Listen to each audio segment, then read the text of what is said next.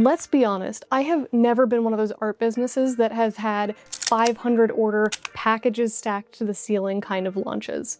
My Shopify analytics page is, and let's be even more real, hundreds of orders coming in all at once. That sounds hella stressful. I would rather focus on sustained, consistent orders over a long period of time than huge launches that take me weeks to catch up with. But I would be lying if I said I was satisfied with the way that my launches have been going. Even if a product ends up being a sleeper hit and selling really well later on, having a launch day that has no sales or very few sales and is like radio silent is demoralizing. But it is also incredibly informative. So this video is going to be an analysis of that information. What is a slow launch day telling me, and how can I fix it? Given the way that some of my products pick up on traction over time, I don't have a reason to believe that my products themselves are the issue.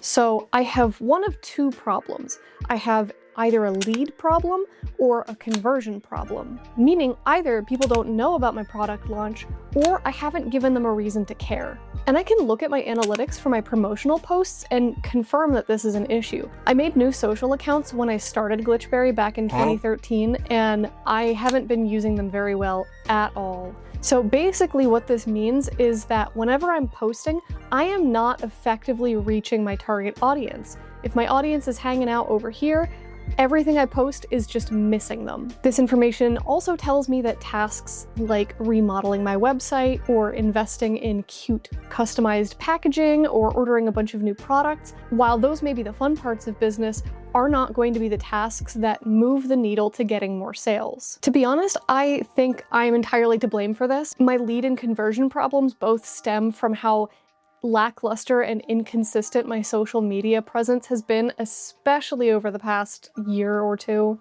I have a very, very bad habit of batching a bunch of content for like a few weeks or a month, burning out, and then dropping off the face of the earth. I'm not sure who came up with this statistic, but one of the most common pieces of marketing advice is that a potential customer needs to see a product an average of 7 times before they decide to make a purchase. Keeping that in mind, if I expect people to purchase on launch day, I need to show them my products at least 7 times before then. And people don't see every post. So if I only post about my products 7 times, I'm not reaching people often enough. So this requires posts not just on launch day and after launch day, but the weeks leading up to it to support that launch day. So my first job is to sit down and brainstorm what this launch is going to look like and what the posts leading up to it are going to look like. I'm going to use Notion for this just because it's easy and I can move stuff around and color code it. I have a few items in this collection based on nostalgic food.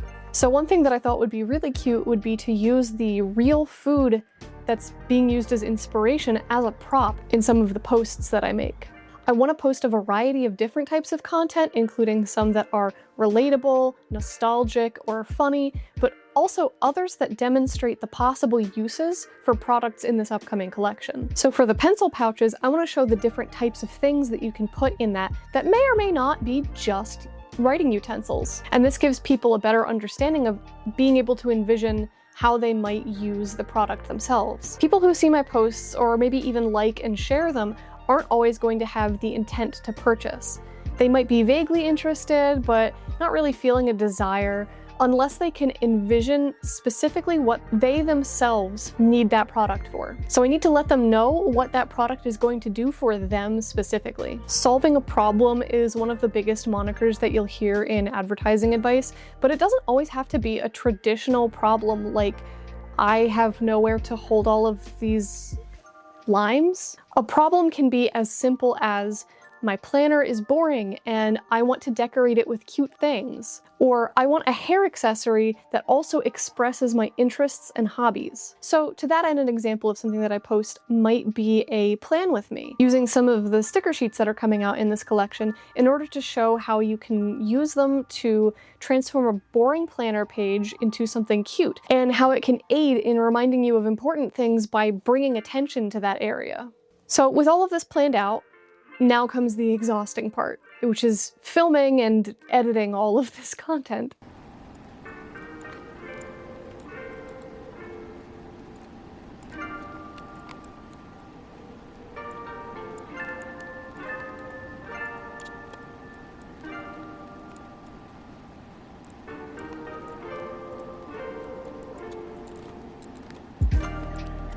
I also want to convert people from my social media to my mailing list so that I'm not relying on algorithms as much to notify people of my product launches. Mailing lists are opt-in, and people who opt to join email lists are explicitly giving you the permission to be emailed and marketed to. If somebody's joined my mailing list, they're already interested, and email is more guaranteed to reach them compared to posting on a platform that doesn't even always push your posts to every follower. I have a mailing list sign up on my table at conventions, but conventions have gotten harder and harder to get into lately, and I'm only doing an average of like 2 a year at this point, so that's not reliable, and I haven't figured out a good way yet to convert social media followers to my mailing list, and that's gonna be my task for this day. I need to figure out the best way to do that because join my email newsletter is a terrible call to action. Nobody wants that, especially on platforms that disincentivize people from clicking off and leaving the platform to go to another website. I'd love to try one of those automated systems, you know, the ones where people post a video or a carousel and at the end they say, comment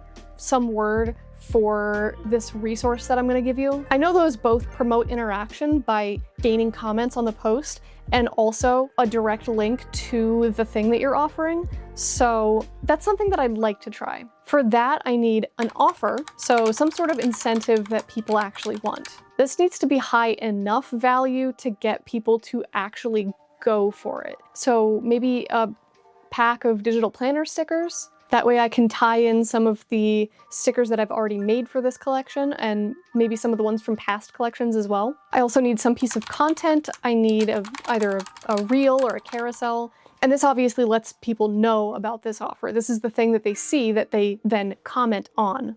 And then the last thing I need is some service or software that automatically sends a DM to commenters who comment that keyword. That way I don't have to monitor the comments myself, it's all just handled automatically for me. I've looked into this and it can get kind of pricey. It usually requires a monthly subscription, but I think I found one that I can use for free, at least for now. This video isn't sponsored, but I'm gonna try it out, and if it works, I will leave the link in the description for those who are interested. So my next task is creating that piece of content, setting up the automation, and then pinning that reel to my profile so it sits at the top and it's always collecting those leads.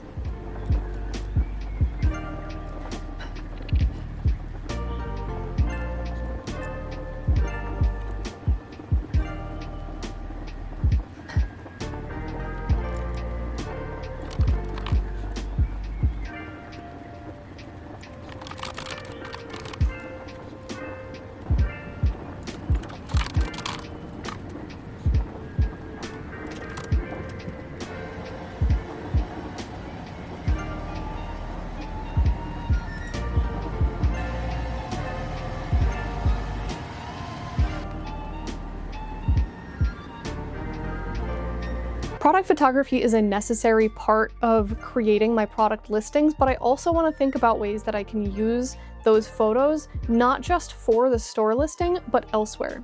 So while I'm taking those product photos for store listings, I also want to take a few lifestyle photos and videos at the same time. Listing photos serve a different purpose than social posts, and listing photos often need to be much more clear and plain compared to a styled lifestyle shot. And I might want to use a social post to showcase something specific, like creative ways to use a product or the differences between two items. Things that wouldn't fit inside a normal product store listing photo.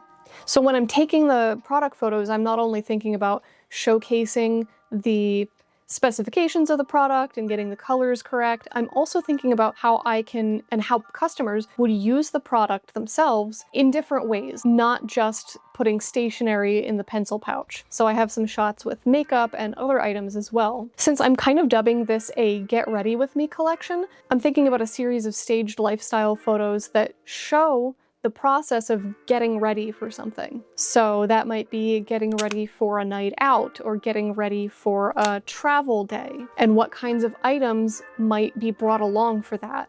I also often forget about video, And it's nice to have a catalog of video shots that I can pull up and use for whatever I need, instead of having to film something new every single time I make content. I don't know why it took me this long to organize a video library, but it did. I just started organizing my library like a month or two ago, and it's already been so useful. So that is a huge tip for anybody posting about their art business or anybody who's just a content creator. Have a library of pre-filmed clips that are like evergreen, so to speak.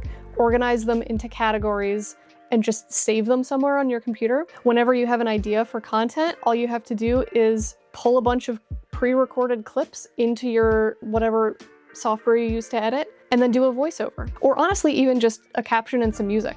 So some clips that I might film while I'm thinking about it are slow-mo shots of some of my products, videos of some of my products in use. So for instance, that plan with me, I might do a couple of different angles and get some close-ups, and then I can use those close-ups over and over again, and I can have them stored in my video library. So as I'm going down my product photography list, I'm also taking a couple of videos.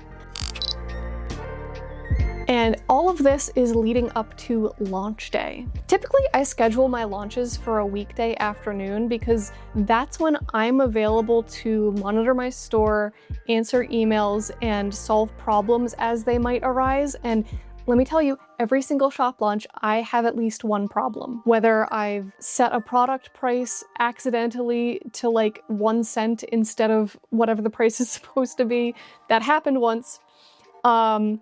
Or I have something marked as free shipping when it shouldn't be for some reason. There's always just some weird little thing that goes wrong. So I like to be available to solve those problems. And usually Tuesday afternoons are the best for me to do that. But I'm gonna try experimenting with a different launch time for this update and see if scheduling it for the weekend means that people are more available in general to shop. If my goal is to have momentum right at the beginning of my shop launch, then I don't want to be scheduling it for days when people aren't available. So on that note, my upcoming Get Ready With Me collection featuring new scrunchies, sticker sheets, compact mirrors, and pencil pouches is scheduled for Saturday, July 11th at noon Eastern Time. I'll see y'all in the next video, which will hopefully be filled with an exciting shop launch and order packing. Make sure you're subscribed so that you can stick around and see if all of this prep and planning worked. Thank you so much for watching, and stay weird.